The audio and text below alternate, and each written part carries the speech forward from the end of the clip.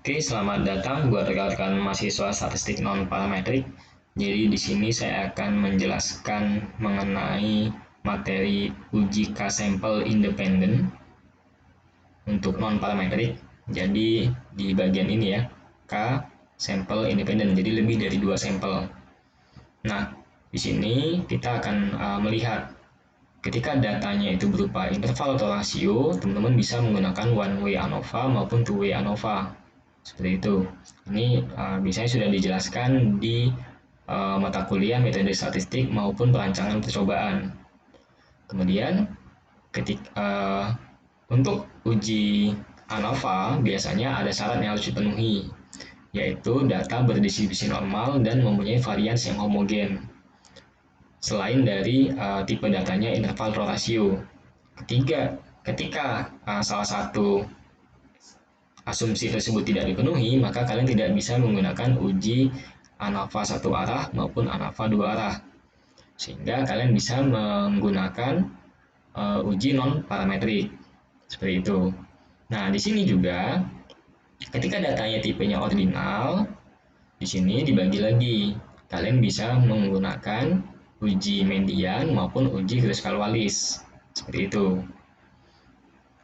Kemudian kalau datanya bertipe nominal, maka kalian bisa menggunakan uji chi-square. Nah, jadi saya di sini akan menjelaskan di kolom ini, lebih dari 2 sampel independen. Nah, ini sebagai contoh, ini tentang one way ANOVA. Jadi di sini saya ANOVA digunakan untuk menguji hipotesis komparatif atau compare means nantinya ya, 3 sampel atau lebih bila datanya berbentuk interval atau rasio, di mana berdistribusi normal dan variansinya homogen. Nah, ketika salah satu asumsi ini tidak dipenuhi, maka kalian tidak bisa menggunakan uji ANOVA di situ. Nah, ini sebagai contoh, saya di sini ingin melihat penelitian tentang perbedaan produktivitas kerja dosen antara dosen alumni dari UIN Jakarta, UIN Yogyakarta maupun dari UIN Malang. Sini. Nah, untuk hipotesis ujinya ya H0 tidak terdapat perbedaan kerja dosen berdasarkan perbedaan latar belakang pendidikan. Sedangkan hipotesis alternatif terdapat perbedaan. Nah, di sini nanti ada daerah pengambilan keputusan atau daerah kritik nantinya. Itu kalian bisa membandingkan antara F hitung dengan F tabel, di mana H0 ditolak jika F hitung lebih besar atau sama dengan dari F tabel. Bisa juga menggunakan nilai p-value yang dibandingkan dengan taraf nyata atau tingkat signifikansi, di mana H0 ditolak jika probabilitas atau sig to tail maupun p-value-nya itu kurang dari atau sama dengan tingkat signifikansi alpha dengan standarnya biasanya 5%. Nah, untuk uji ANOVA, kita harus melihat terlebih dahulu apakah datanya berdistribusi normal maupun variansinya homogen, seperti itu. Nah, ini hasil uji normalitasnya dengan kolom graf Newton-Raphson maupun Shapiro-Wilk. Kalau kita lihat di sini, untuk ketiga sampel alumni UIN, Jakarta, Jogja maupun Malang, di sini dia berdistribusi normal seperti itu. Maupun ketika menggunakan Shapiro-Wilk. Perbedaannya Shapiro-Wilk dan Kolmogorov biasanya digunakan untuk data yang besar di atas 30. Ada juga referensi mengatakan di atas 50 seperti itu. Nah, ini ketika teman-teman ingin menggunakan aplikasi dengan SPSS. Jadi menunya ada di mana? Untuk ANOVA itu ada di menu Analyze, Compare Means, One Way ANOVA. Nah, nanti teman-teman memasukkan datanya di sini, dependent list, produktivitas kerja dosennya, kemudian faktornya dan latar belakang. Jadi datanya itu hanya ada 2 kolom. Data pertama adalah produktivitas kerja dosen, dan kolom yang kedua yaitu faktornya atau kelompoknya. Jadi tadi alumni UIN Jakarta, Jogja, dan satu lagi seperti itu. Kemudian teman-teman bisa nanti di bagian post hoc di sini teman-teman bisa mengaktifkan untuk uji multiple comparison analisisnya atau uji pembandingan ganda. Ada banyak sekali di sini, ada Bonferroni, 2K, LSD, dan sebagainya. Tapi biasanya yang sering digunakan itu ada Bonferroni, LSD, maupun 2K. Memang ada perbedaannya masing-masing MCA ini. Ini bisa kalian lihat lagi, perhatikan lagi di mata kuliah rancangan percobaan. Seperti itu. Kemudian di bagian deskriptif, di bagian option, ini kalian bisa mengaktifkan deskriptifnya maupun untuk uji homogenitas varians. Di sini bisa kalian centang. Kemudian ini adalah hasil dari one way ANOVA ketika kalian sudah oke kan. Ini ini adalah deskriptif statistik untuk ketiga sampel tersebut. Di sini masing-masing data ada 30, totalnya ada 90, seperti itu. Kemudian ini adalah uji homogeneity of variance menggunakan uji Levene, seperti itu. Nah, di sini kalau kita lihat bahwa nilai sig-nya atau p-value-nya lebih dari alfa 5%, sehingga H0 tidak ditolak. Artinya, ketiga sampel yang kita gunakan itu mempunyai varians yang homogen.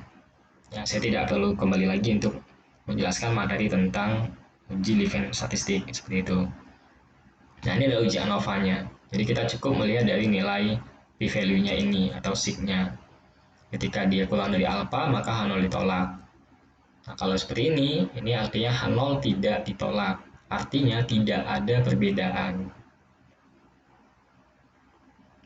Nah, bisa juga kalian membandingkannya dengan menggunakan F-hitung dibandingkan dengan F-tabel. Memang cukup repot, kalian harus mencari tabel F, maupun kalian juga bisa memanfaatkan fungsi F inverse dari Excel seperti itu dengan memasukkan nilai alfanya, kemudian digaris freedom untuk pembilang dan penyebut.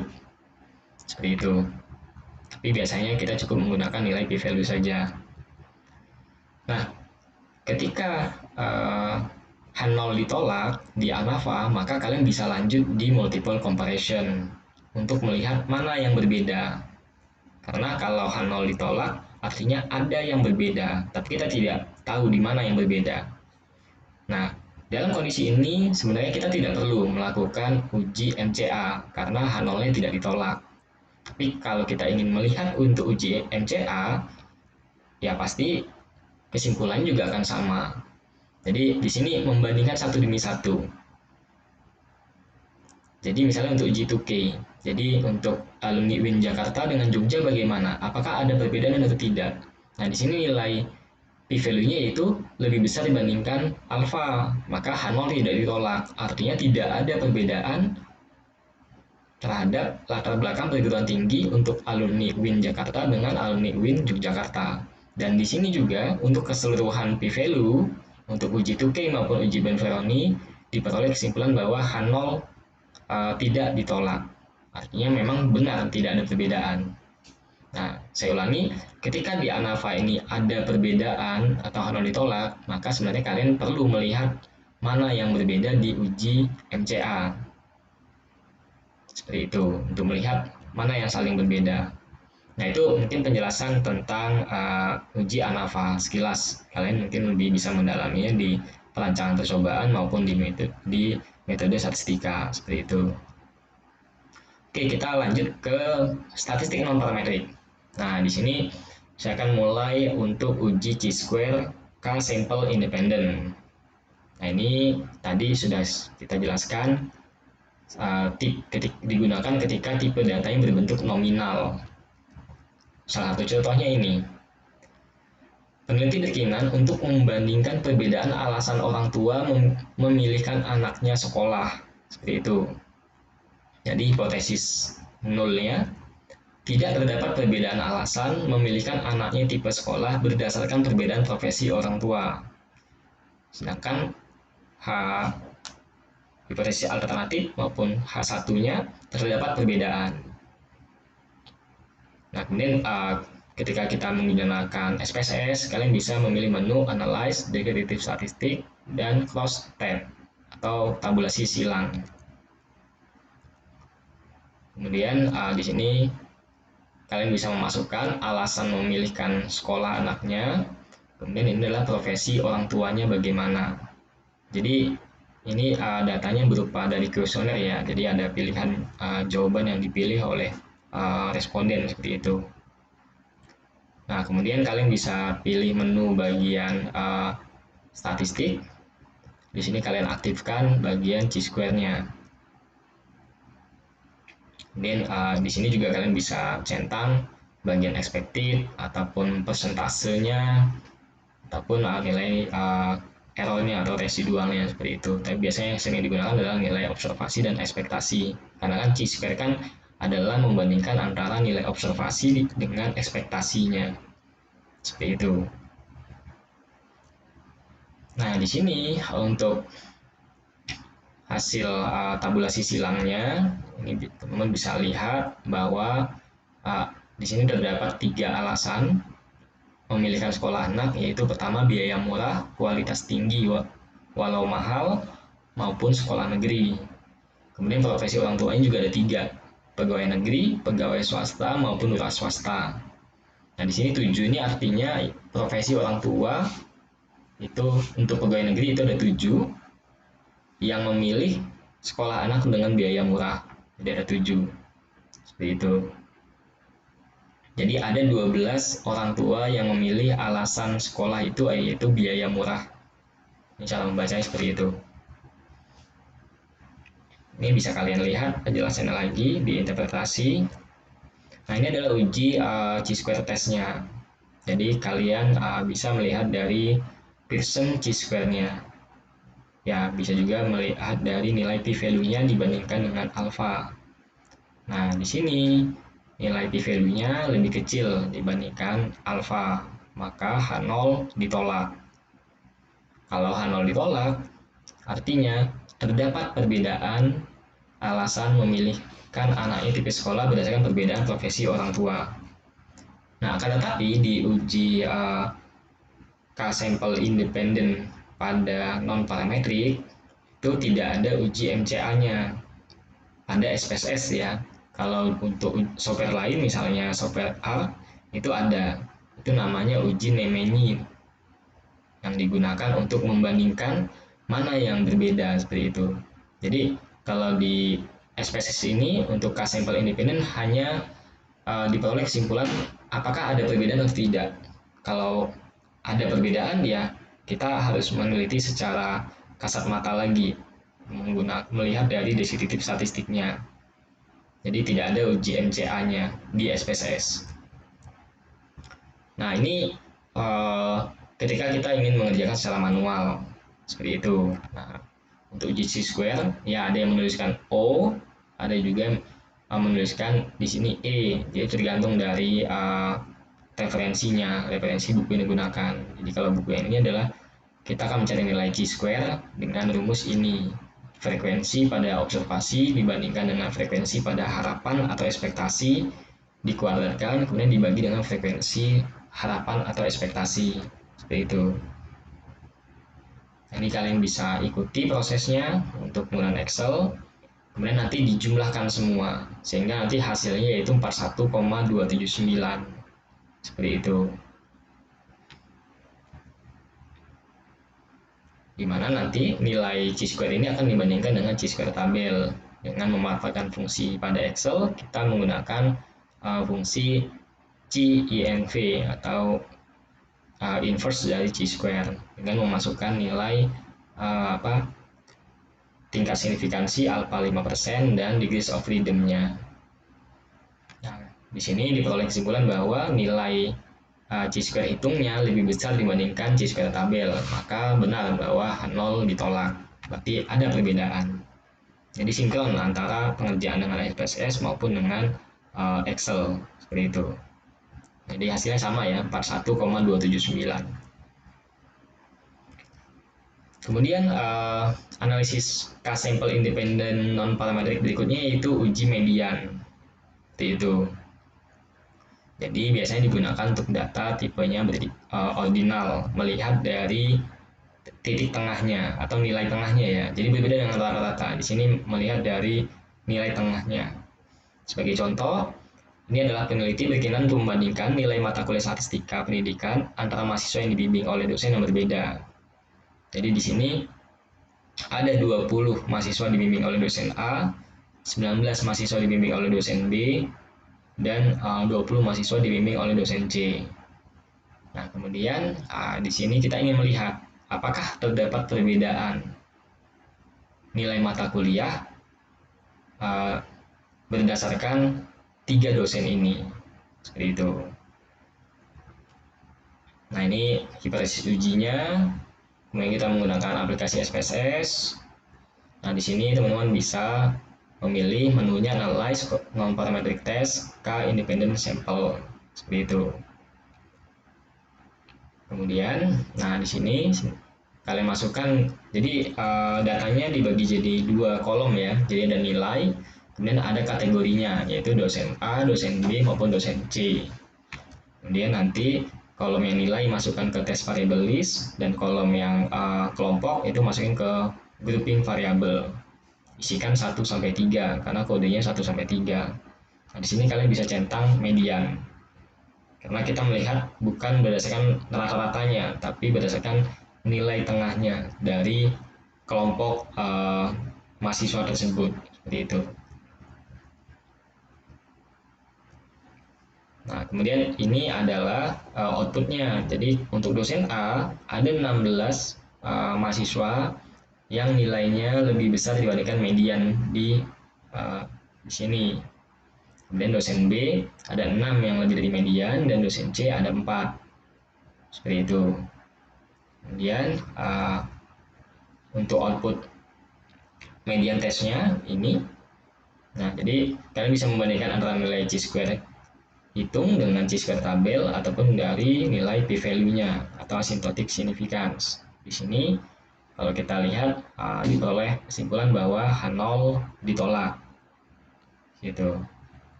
Artinya terdapat perbedaan nilai mata kuliah statistika pendidikan berdasarkan perbedaan dosen pembimbingnya. Seperti itu. Nah, kalau kita amati di sini terlihat jelas ya. Kalau yang berbeda itu adalah terletak pada dosen A. Karena ada 16 mahasiswa yang nilainya lebih dari median. Seperti itu. Sedangkan dosen B dan dosen C ini selisihnya jauh ya. Ini 6 dan 4, ini 16. Jadi benar bahwa ada perbedaan nilai statistika pendidikan berdasarkan dosen. Nah, ini pengerjaan dengan Excel. Kalian bisa coba. Ini kita akan mencari nilai ya hampir mirip ya dengan chi-square di sini. Karena nanti kita akan menggunakan tabel chi-square juga untuk uji median di sini. Jadi kalian membuat dia jadi 3 kolom untuk dosen A, dosen B, dosen C. Kemudian kalian cari dulu mediannya berapa. Kemudian nanti kalian hitung ada berapa siswa yang ini kan di atas dari median, maupun ada berapa mahasiswa yang di bawah dari median. Seperti itu. Kemudian prosesnya di sini kemudian dijumlahkan semua nilainya, maka diperoleh nilainya adalah di situ 16,379. Jadi sama ya di sini. Ya, mungkin ada perbedaan sedikit biasanya terjadi terhadap proses pembulatan seperti itu, sehingga pengaruhnya akan terjadi. Jadi di sini untuk mencari ini ya, untuk mencari E2, jadi di sini median itu yaitu 77 ya. Jadi kalian cari dulu nilai mediannya yaitu 77. Kemudian di sini saya menggunakan fungsi conif. Jadi ada berapa banyak di sel A ini yang nilainya lebih dari 77. Seperti itu. Jadi kalau kita lihat di sini ada 16. Kemudian ada berapa banyak yang kurang dari 77. Ini untuk E3. Maka diperoleh nilai yaitu 4. Dan dilihat juga untuk sel B maupun sel C. Seperti itu. Kemudian untuk G2 di sini, nah ini kalian masukkan rumus yang ini. Nah, kita kan memakai nilai harapan. Jadi harapan itu yaitu seimbang. Nah, ini kan ada 20 mahasiswa, maka seimbangnya dalam arti ini 10 dan ini 10. Sedangkan ini 19, artinya ada 9,5 dan 9,5. Nah, jadi ini adalah frekuensi observasi, sedangkan yang bagian sini adalah frekuensi harapan. Kemudian dimasukkan dalam rumus chi-square hitung ini, yaitu dengan di sini kalau untuk formula G2 yaitu 16 dikurang dengan 10 dikuadratin dibagi dengan 10, maka diperoleh hasil 3,6. Kemudian dilakukan untuk semua bagian, setelah itu baru dijumlahkan, maka diperoleh nilainya yaitu 16,979 yang nanti akan dibandingkan dengan chi-square tabel seperti itu. Oke, berikutnya kita akan masuk ke Kruskal-Wallis one way ANOVA. Ini analisis yang sering sekali digunakan di pertanian, di farmasi dan sebagainya ketika asumsi dan ANOVA tidak terpenuhi. Nah, ini sebagai contoh, ini kita ingin membandingkan prestasi kerja alumni Tarbiyah, Syariah, Husnuddin, dan Dakwah. Jadi kita menggunakan sampel untuk alumni Tarbiyah itu ada 15, untuk Syariah ada 15, Husnuddin ada 10, dan Dakwah ada 10. Jadi kita ingin melihat apakah ada perbedaan prestasi kerja antara keempat sampel ini.